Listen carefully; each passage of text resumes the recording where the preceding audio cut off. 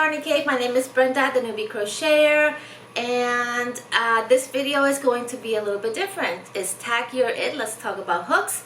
First and foremost, thank you for those of you who are new to my channel. I appreciate you coming on board with me, and those of you who have been with me all along, thank you for hanging on. Thank you for your support. I love you. Let's get into it, right?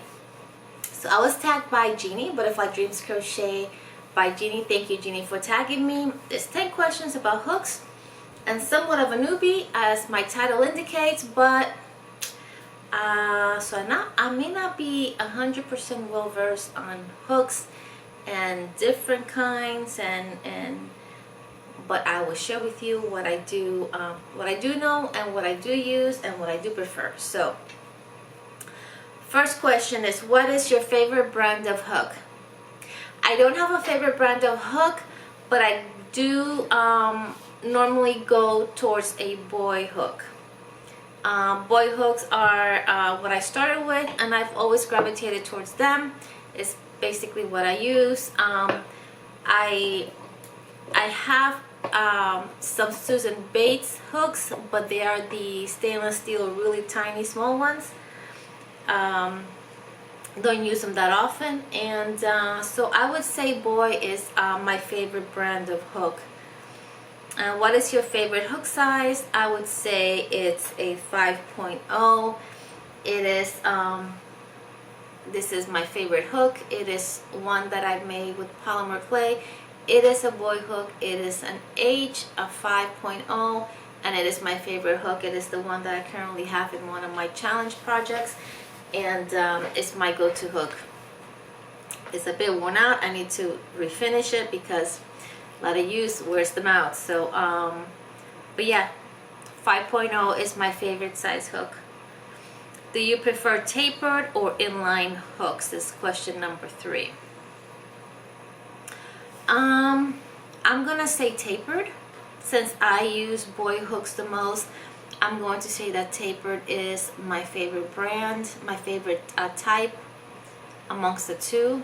All the hooks that I use are just about tapered, but now that I look at it, actually the ones that I do like a lot, another brand that I do use a lot from Hobby Lobby, it is a bit of an inline slash little tapered.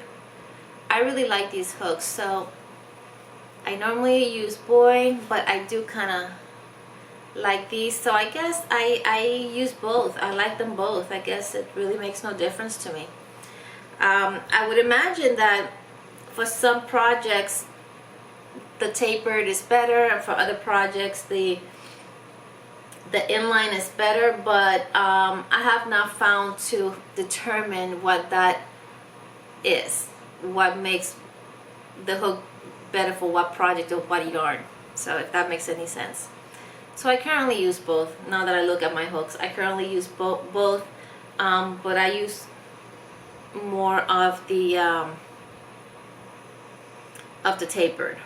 Number 4, how do you hold or grip your hook, pencil or knife? I am a pencil holder, but I don't hold my hook like this, like I write. This is how I write, like a pencil. I hold my hook like this. So it's somewhat of a pencil hold, a little bit altered, I should say. I kind of guide my hook with this finger and kind of push it through. I've tried crocheting, holding my hook like a pencil, and I really can't do that either.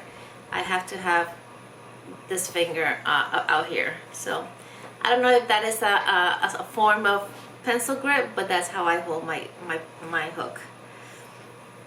I know, go figure. Does the style of hook dictate how you crochet? No, I don't think so. I think well, I'm lying. In some cases I have found myself to use the knife grip when I'm crocheting stuff like baskets, like back here, stuff that is really big with really big really big thick yarn and a huge hook, I tend to go for the knife hook, only because my hands get really tired from, so it's easier on my hands to just knife it. So in that aspect, yes.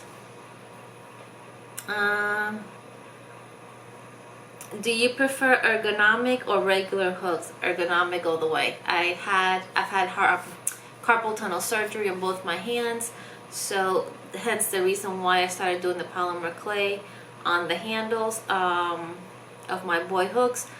So definitely ergonomic. Some of the hooks that I prefer, ergonomic hooks, are definitely my polymer clay is my favorite. Then I have the ones from Hobby Lobby that I say I really enjoy using, the plastic ones. This is another shape that I really do enjoy because of the way, once again, that I hold my hook. Because I hold my hook like this almost fits perfectly with the kind of the way that I hold my hook, the shape. And thank you to Miss Dana for gifting me this set. Also basically that same set as the yellow one, but it has, once again, that same shape where the way that I hold my hook, my fingers literally fall perfectly, and the way this hook is made. One of the hooks that I would like to try, I have not purchased any, are the Prim, I think it's called Prim hooks. And that's one for the future to purchase, but that's one that I would like to try. But definitely ergonomics is my way. What are your thoughts on light up hooks? Never used them. Never used them. I don't think I would use them. I would probably prefer having a light around my neck versus a light up hook, only because I know myself. I know that it will eventually, the battery will run out. I won't charge it. I'll put it aside and it'll start collecting dust. So I won't even probably ever go down that route. Have you ever had a hook with interchangeable heads? No. That's another one that I would say it would actually be wasted on me, only because I just know myself. I would put it with one head. It will be that head forever, and everything else will be wasted. So I don't think that's something I would ever purchase. Number 9, do you like projects that require small stainless steel hooks? Not really. I do have a couple thinner hooks, this is a 3-point a D hook that I put a polymer clay, and I have another one somewhere that is also a very 2.25, I think it is, and I've also put a polymer clay hook. Rarely do I use them unless I'm doing something amigurumi related, but those stainless steel hooks, the little tiny ones, rarely do I use them, and I normally don't gravitate towards projects that are that small. I'm not a doily lover. I don't care for doilies, and I think they're beautiful, but it's not something I would use. So therefore, I don't do stuff like that with the small. And for babies, I really haven't had the opportunity of making anything that fine for a child. So, but no, try to stay away from that one. If you could only use 2 hooks for the rest of your life, which ones would they be?